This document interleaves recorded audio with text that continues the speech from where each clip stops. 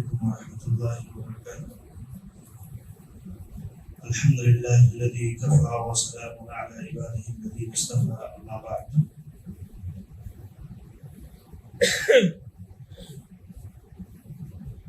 اعوذ باللہ من الشیطان الرجیم، بسم اللہ الرحمن الرحیم۔ فهل ينظرون إلا الساعة أن تأتيهم بغتة فقد جاء أشراطها۔ اللہ تعالیٰ نے اس آیت کریمہ میں کفار و مشرکین سے متعلق بیان فرمایا ہے کہ فهل ينظرون إلا الساعة، کیا یہ لوگ جو ہے قیامت کے دن کا انتظار کر رہے ہیں کہ اس کی نشانیاں ظاہر ہو چکی ہیں، تو کیا یہ لوگ اس کی نشانیوں کو دیکھ کر کے جو ہے عبرت اور نصیحت حاصل نہیں کرتے؟ اس پر ایمان لانے کا جو مسئلہ ہے وہ اس کو نہیں سمجھتے۔ آپ دیکھیں کہ قیامت کی نشانیوں سے متعلق شریعت میں کچھ ضابطے اور اصول ہیں، اور ان ضابطوں اور اصولوں کو نہ سمجھنے کی وجہ سے آدمی بعض دفعہ گمراہی کا شکار ہو جاتا ہے۔ جیسے کہ آپ دیکھیں ہماری اسی مسجد کا ایک نوجوان مصلی، آپ دیکھیں گے کچھ سالوں پہلے جو ہے شکیل حنیف، جس نے دعویٰ کیا تھا کہ میں جو ہے مہدی موعود ہوں جو ہے، اور اس کے فتنے کا شکار ہو گیا۔ اور اس طریقے سے بہت سارے نوجوان بالخصوص آپ دیکھیں گے اس فتنے کا شکار ہوئے ہیں، جنہوں نے جا کر کے اس کی تائید کی اور اس کی گمراہی کو قبول کیا، اور اس معاملے میں جو صحیح اور بنیادی چیزیں تھیں اس کو نہ سمجھنے کی بنیاد پر وہ ان چیزوں کو انہوں نے اختیار کیا۔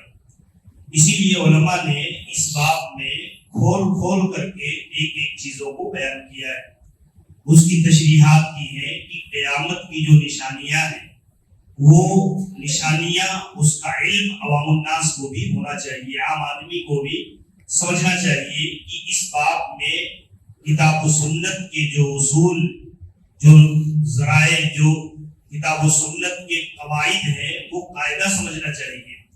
سب سے پہلی چیز یہ ہے کہ قیامت کی نشانیوں کے معاملے میں اللہ کے نبی علیہ السلام نے جو پیشین گوئیاں فرمائی ہیں، اور اللہ کے نبی نے آنے والے حالات میں، زمانے میں جن چیزوں کے وقوع پذیر ہونے کی اطلاع دی ہے، خبر دی ہے، اس کا سارا معاملہ غیبی ہے، غیب پر ایمان کا مسئلہ ہے کہ اللہ تعالیٰ نے اس چیز کے واقع ہونے کی خبر دی ہے۔ دوسری چیز یہ ہے کہ اللہ کے نبی صلی اللہ علیہ وسلم کی غیبی امور میں جو چیزیں بھی آپ نے بتائی ہیں تو ان چیزوں پر ہمارا ایمان اور یقین ہونا چاہیے کہ اللہ کے نبی صلی اللہ علیہ وسلم نے اس چیز کی خبر دی ہے اور یہ چیز واقع ہوگی، یہ چیز واقع ہوگی۔ تیسری چیز یہ ہے کہ اس معاملے میں ایک قاعدہ ہے کہ ایسے ہی کوئی بھی نشانی اللہ کے نبی نے کوئی بھی چیز بتائی اور اس کو کسی بھی چیز پر فٹ کر دے آدمی۔ اللہ کے نبی صلی اللہ علیہ وسلم نے بتایا کہ یہ چیز ظاہر ہوگی، مثلا اللہ کے نبی صلی اللہ علیہ وسلم نے بتایا کہ قرب قیامت جو ہے عرب کی زمین یہ پھر سے ہریالی کی طرف پلٹ آئے گی، پھر سے ہریالی کی طرف پلٹ آئے گی۔ اب آپ دیکھیں بیچ میں کچھ لوگوں نے دیکھا کہ جو ہے مکے کی بعض پہاڑیوں پر کچھ گھاس اگائے ہیں، انہوں نے اس حدیث کو اس کا اطلاق کر دیا جو ہے۔ اب آپ دیکھیں کہ اللہ کے نبی صلی اللہ علیہ وسلم نے جو یہ بات کہی ہے وہ کس پس منظر میں ہے؟ اللہ کے نبی صلی اللہ علیہ وسلم نے وہ چیز جو بتائی ہے وہ قرب قیامت کن اوقات کے ساتھ، کن شروط کے ساتھ، کس شخصیت یا کس جگہ کے ساتھ، اللہ کے نبی نے جن چیزوں کو جہاں جس وقت کے ساتھ خاص فرمایا ہے اسی چیز کے ساتھ ہی قیامت کی اس نشانی کو سمجھا جائے گا۔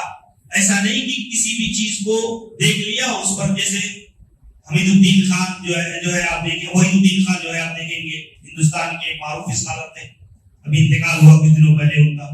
اب دیکھیں انہوں نے کیا کیا، دابہ کی جو نشانی قیامت کی بڑی نشانیوں میں سے بتائی گئی ہے، اس دابہ کو ایک جانور ظاہر ہوگا اور وہ انسانوں سے کلام کرے گا، قیامت کی نشانیوں میں سے، بڑی نشانی میں سے۔ اب انہوں نے اس کی تشریح کرتے ہوئے لکھ دیا کہ اس سے مراد موبائل ہے. اس سے مراد کیا ہے؟ موبائل ہے. یعنی جو لوگ جو ہے موبائل سے گفتگو کرتے ہیں تو اللہ کے نبی صلی اللہ علیہ وسلم کی مراد یہی چیز ہے کہ دنیا ترقی کرے گی اور اس طرح سے جو ہے اس چیز کا اطلاق جو ہے اس پر ہوگا. یہ صریح گمراہی ہے. اس لیے کہ اللہ کے نبی صلی اللہ علیہ وسلم نے پارٹیکولر ایک جانور کی طرف اشارہ جو ہے کا ذکر کیا ہے اور یہ جانور نہیں ہے. اس جانور میں جان ہوگی, اس جانور کی اپنی ایک کیفیت ہوگی, اس کے صفات ہوں گے. اللہ کے نبی صلی اللہ علیہ وسلم نے وہ چیز بیان فرمائی تو اس چیز کا اطلاق اسی پر ہوگا, یعنی کسی بھی چیز کو اس کا رنگ دے دیا جائے. اسی گمراہی کی بنیاد پر آپ دیکھ رہے شکیل حنیف نے جس چیز کا دعویٰ کیا کہ میں مہدی ہوں, میں مہدی ہوں, تو اب لوگوں نے کیا کیا, ایک بڑا طبقہ اس کو مہدی مان لیا. حالانکہ مہدی کے باب میں جو احادیث وارد ہیں بعض علماء نے, علامہ برجستی وغیرہ نے تواتر کی حد تک مانا ہے اس کو کہ متواتر کے درجے تک وہ حدیثیں پہنچتی ہیں. اب آپ دیکھیں کہ اس مہدی کے آنے اور مہدی کے ظہور سے متعلق جو حدیثیں ہیں اس میں مہدی کا نام کیا ہوگا, مہدی کے باپ کا نام کیا ہوگا, مہدی کے خروج کا زمانہ کیا ہوگا, حضرت عیسیٰ علیہ السلام ہی کا زمانہ ان کے ساتھ ملحق ہوگا, سمجھ رہے ہیں, اور کتنے آلے جو ہے فاطمہ میں سے ہوں گے, حتیٰ کہ حضرت حسن علیہ السلام رضی اللہ عنہ کی نسل سے ہوں گے. کتنی علامتیں اللہ کے نبی صلی اللہ علیہ وسلم نے بتائی ہیں, کتنی علامتیں جو صحیح حدیث کے اندر موجود ہیں. اب اگر ایک عام آدمی اس پر ایمان لاتا ہے یا اس کی تصدیق کرتا ہے یا اس کی بات کو مانتا ہے تو اب آپ دیکھیں کہ اس کی بات کو اگر تسلیم کرتا ہے تو پہلی شرط دیکھنی چاہیے کہ اس کے نام سے اللہ کے نبی صلی اللہ علیہ وسلم کی پیشین گوئی مطابق ہے یا نہیں ہے. اس کا نام ہے شکیل حنیف, اللہ کے نبی بتایا اس کا جو ہے اس کا نام میرے نام پر ہوگا, محمد ہوگا. اور پھر اللہ کے نبی نے فرمایا اس کا نام, اس کے والد کا نام میرے والد کے نام پر ہوگا, تو اس کے والد کا نام حنیف ہے. تو اتنی صاف چیزیں موجود ہیں, لیکن اس کے باوجود بھی ایک آدمی گمراہ ہو جاتا ہے, ایک آدمی گمراہ ہو جاتا ہے. اللہ جزائے خیر نے جو ہے مولانا مقیم فیضی رحمہ اللہ کو, جنہوں نے کتنی مجلسوں کے اندر بیٹھا کر کے اس کو سمجھایا, بحث کیا, کتنی باتیں کی, خود میں بھی شریک رہا. آپ اندازہ کیجئے کہ انسان جب گمراہ ہوتا ہے تو اس کے گمراہی کی کوئی حد نہیں رہ جاتی ہے. اللہ تعالیٰ عقل اور سمجھ بھی چھین لیتا ہے کہ انسان کو شریعت کا ذرا سا بھی پرواہ نہیں رہ جاتی. اب آپ دیکھیں کہ یہ کتنی واضح نشانیاں تھیں لیکن آپ نے تسلیم نہیں کیا ان چیزوں کو. ایسے ہی اگر آپ دیکھیں گے تو اللہ کے نبی علیہ السلام نے اپنے زمانے کے اندر خوارج کے بارے میں بتایا, خوارج کے صفات بتائے, خوارج کے مطابق. اب آج کے وقت میں اگر کوئی آدمی کسی شخص کے بارے میں, کسی گروہ کے بارے میں خارجیت کا حکم لگا دیتا کہ یہ خارجی ہے, تو اتنا آسان نہیں ہے کہ ایک آدمی جو ہے یوں ہی حکم لگا دے کہ یہ خارجی ہے. اس لیے کہ اللہ کے نبی صلی اللہ علیہ وسلم نے اس کے صفات بتائے ہیں.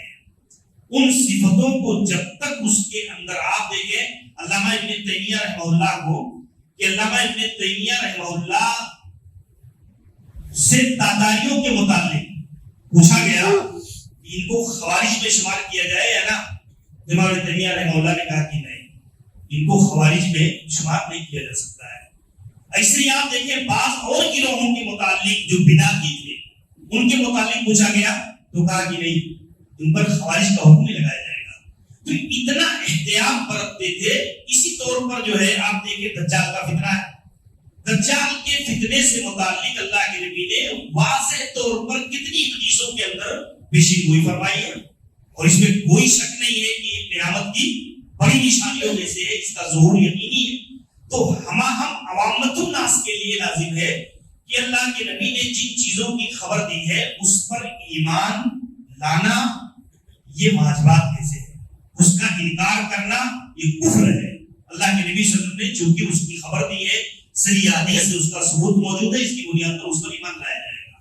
اللہ کے نبی صلی اللہ علیہ وسلم نے جہاں جو چیزیں جیسے خبر دی ہیں اس کو اسی طور پر ہی تسلیم کیا جائے گا.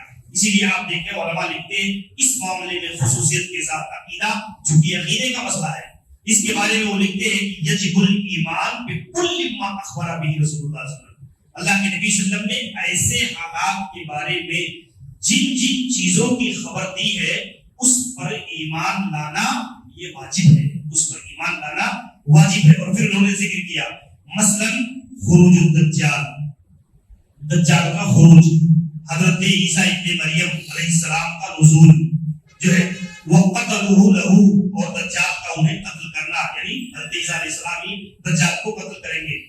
ایسے ہی آپ دیکھیں وہ خروج یاجوج و ماجوج، یاجوج اور ماجوج کا خروج، یاجوج اور ماجوج ایک قوم ہے اور اس کا خروج اللہ تعالیٰ نے، اگر ایک آدمی اس بارے میں شک کرتا ہے تو آپ دیکھیں اس کا ذکر صرف حدیثوں پر نہیں ہے۔ منکرین حدیث نے کیا کیا؟ چونکہ ایسی چیزوں کے ساری تفصیلات حدیثوں کے اندر ہے، تو چونکہ وہ حدیثوں کا انکار کرتے تو اس کی بنیاد پر ایسی ساری چیزوں کا انہوں نے انکار کیا۔ حالانکہ آپ دیکھیں دجال کا خروج یا ایسی بعض نشانیوں کا، بڑی نشانیوں کا ذکر قرآن مجید کے اندر بھی ہے۔ آپ دیکھیں یاجوج اور ماجوج کا ذکر اللہ تعالیٰ نے سورہ کہف کے اندر کیا ہے، جہاں ذوالقرنین کا پورا واقعہ اللہ تعالیٰ نے ذکر کیا ہے، وہیں پر اللہ رب العالمین نے آپ دیکھیں خروج جو ہے یاجوج اور ماجوج کا بھی ذکر کیا، تو اس کا منکر قرآن کا منکر مانا جائے گا۔ اس کی بنیاد پر جو ہے یہ مسئلہ اتنا فروعی مسئلہ ہے، چھوٹا مسئلہ نہیں ہے کہ ایک آدمی قیامت کی نشانیوں کے بارے میں یوں ہی ویسے انکار کر دے جو ہے، جبکہ ایک بہت بڑی جماعت اس وقت موجود ہے سماج کے اندر جو قیامت کی نشانیوں کے بارے میں شکوک، شبہات اور اس طرح کی چیزوں کا شکار ہے، کہیں اس کا انکار کرتی ہے۔ آپ دیکھیں مودودی صاحب نے دجال کے مسئلے کو جو ہے مجازی قرار دے دیا۔ دجال کا مسئلہ، اس کے خروج کا مسئلہ یقینی ہے، اور وہ معاملہ آپ دیکھیں گے کہ اللہ کے نبی علیہ السلام کی کتنی حدیثوں کے اندر، صحیح ہے کی حدیث ہے، فتنہ دجال سے پناہ مانگتے ہیں قاعدہ اخیرہ کے اندر۔ اللہ کے نبی صلی اللہ علیہ وسلم نے ہمیں سکھایا ہے، باقاعدہ دعا کے طور پر اللہ کے نبی نے سکھایا ہے اس کو۔ اب آپ دیکھیں کہ صحیحین کی حدیث میں موجود ہے، اب اس کو یہ کہہ دینا کہ نہیں دجال سے مراد فتنہ ہے، امریکہ کا فتنہ۔ اس وقت آپ دیکھیں بہت سارے لوگ گمراہی کا شکار ہیں، وہ کہتے ہیں امریکہ کا جو فتنہ ہے اٹیک کا یا بعض لوگوں ملکوں پر قبضے کا، ستانے کا، مسلمانوں کے خلاف، یہ بس یہی دجال ہے، یہی دجال ہے۔ یہ اس قسم کی چیزیں، بعض ایسی چیزوں کو انہوں نے تعبیر کر کے کہہ دیا کہ یہ دجال ہے۔ لغوی معنی میں دجال ہر فتنے کو کہا جاتا ہے، ہر آزمائش کو، جو آزمائش میں انسان کو ڈالنے والی ہے تو کہہ دیا جاتا ہے کہ یہ دجال ہے۔ لیکن اصل جب شرعی معنی میں اس کو ذکر کیا جاتا ہے تو دجال ایک ایسے شخص کا نام ہے، اس کے خروج کا، دنیا میں اس کی مدت کا، اس کے فتنے کا اور اس کے سخت قسم کے فتنے کا، آزمائش کا اللہ کے نبی صلی اللہ علیہ وسلم نے ذکر فرمایا۔ اللہ کے نبی نے اتنا سنگین فتنہ کہ دنیا میں اس سے سنگین فتنہ جو ہے نہیں آیا ہوگا۔ سارے انبیاء نے اپنی امتوں کو یہ چیز دلائی ہے، لیکن آپ دیکھیں احتیاط کا معاملہ جو ہے اللہ کے نبی صلی اللہ علیہ وسلم کے دور میں جو ہے ابن سیاد کا مسئلہ اٹھا۔ ابن سیاد ایک نوجوان تھا، اس میں کچھ چیزیں ایسی تھی جو خارق عادت پائی جاتی تھی، اس میں بعض صحابہ اس کے معاملے میں شکوک کا شکار ہوئے کہ اللہ کے نبی سے پوچھا کہ اللہ کے نبی اس کا معاملہ کیا ہے، اس پر دجال، یہ دجال ہے، تو اللہ کے نبی صلی اللہ علیہ وسلم خاموش ہو گئے۔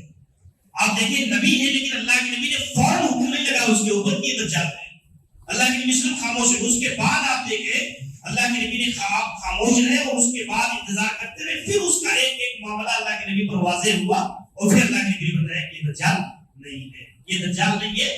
البتہ اس میں دجال کی بعض چیزیں جسے گمراہ کرنا، کوئی ایسی چیز کا وہ کر دینا، ظاہر کرنا، یہ چیزیں خارق عادت چیزیں اس کے اندر پائی جاتی ہے، لیکن یہ اصل دجال نہیں ہے۔ تو دیکھیں اللہ کے نبی صلی اللہ علیہ وسلم نے اس کے معاملے میں آپ نے واضح کر دیا اس مسئلے کو۔ تو یہ بتانا مقصد یہ ہے کہ علماء نے اس بات میں بہت حساسیت برتی ہے اور بہت وضاحت کے ساتھ ایسے مسائل کو بیان کیا ہے۔